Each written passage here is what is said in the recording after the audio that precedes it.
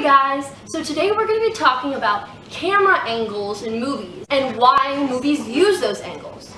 So if you watch any movie, you'll see it's not just from one direction, like they're not facing forward the whole time or they're not facing to the side the whole time. The camera is moving a lot. First there's both of them, then there's just one of them, then there's the same person from a different angle, and the camera's always changing.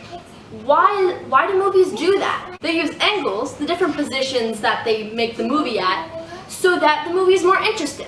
It would be boring if it was just from that one angle. So we're going to go over some of the most common angles that they use in movies. So the first shot we're going to talk about is called the establishing shot. And that's a shot of a place or a building. Directors use establishing shots to show the audience, to show the people that are watching the movie where this next scene is going to take place. So, if you have a scene where two people are eating lunch at a restaurant, it's a good idea to put a shot of the outside of the restaurant or the inside of the restaurant right before you have your people in your movie start talking. Here's an example of an establishing shot from Frozen.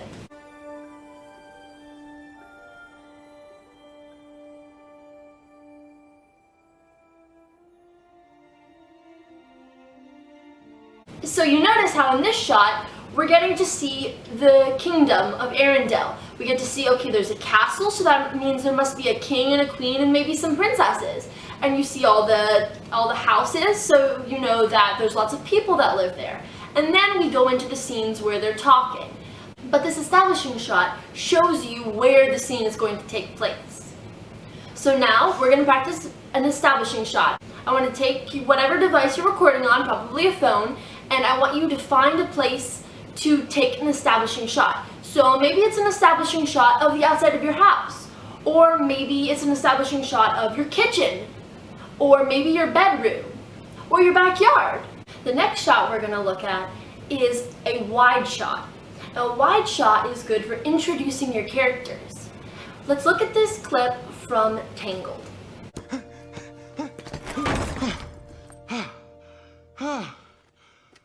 So now in this clip, you notice you can see all of Flynn Rider. You can see from his head to his feet. And that's what a wide shot is. In a wide shot, you're going to see the person's whole body. You're going to want to get somebody to help you, and you're going to have them just stand in front of the camera, and then you're going to want to back up your camera far enough away to where you can see all of them in the camera. So go ahead and try a wide shot.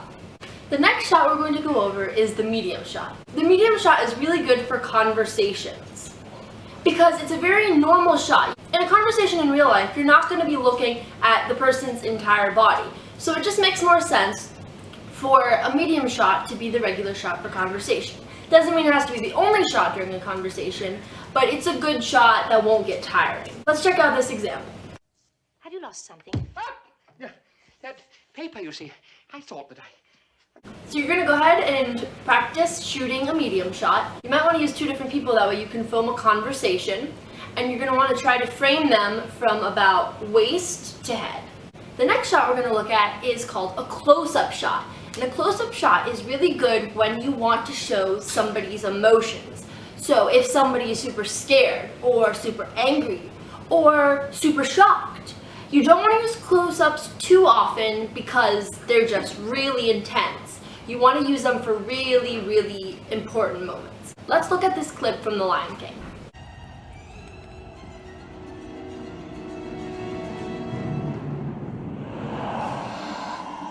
So in this clip, Simba realizes that all of the animals are stampeding towards him. So we get a close-up of his face. It's just his face, you almost don't even see his neck.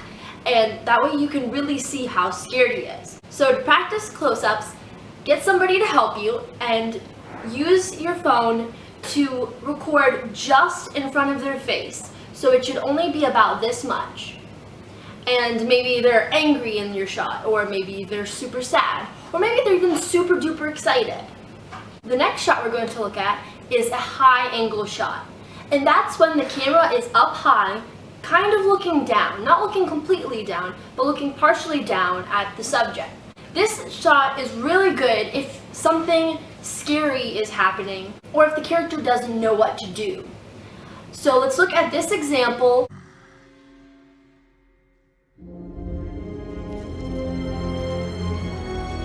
So get somebody to help you and practice filming an up high shot. You might have to maybe get a stool to step on that you can get it nice and high, and practice shooting where they're scared or they don't know what to do and use a up high shot. The next shot we're going to look at is called a low shot. So it's like the opposite of a high shot. A high shot, you're trying to make the person look scared or not knowing what to do. And a low shot, you're looking up at the person and it makes them look like they're in control, or maybe they're scary or they're confident and they know what to do. So let's look at this example from Finding Nemo. Hello.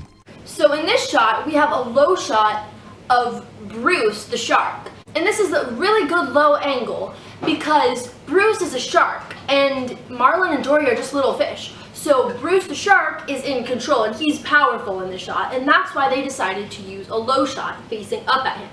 So get your camera and you're going to record a low shot. Maybe you want to use your dog and record from down low and make it go up. That way he looks all big and powerful.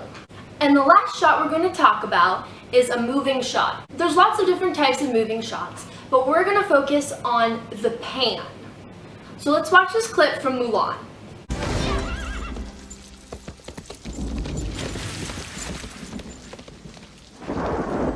So you see how in this clip, the camera moves. We start with her on her horse over here, and then we move the camera like this as she rides off. And the reason we use pans is to cover a distance, because it would be kind of silly for there to be a shot of her there and then a whole new shot right there. It also kind of gives a sense of movement. So maybe your pan is going to be of somebody running by and you follow them. Or maybe it's of somebody just walking and you do a slower pan. So you're going to take your camera and you're going to want to stand still and just move your arms and practice recording a pan. So I hope you guys had fun learning about these angles. And next time you watch a movie, make sure to watch and see if you can see all those angles. See if there's an establishing shot, or maybe a close-up where somebody's really scared, or really happy, or really angry. Or maybe there's a pan where you see the camera moving. And then you can show them to your friends and family and say, oh look, see when they do that? That's a close-up. Hope you guys had fun.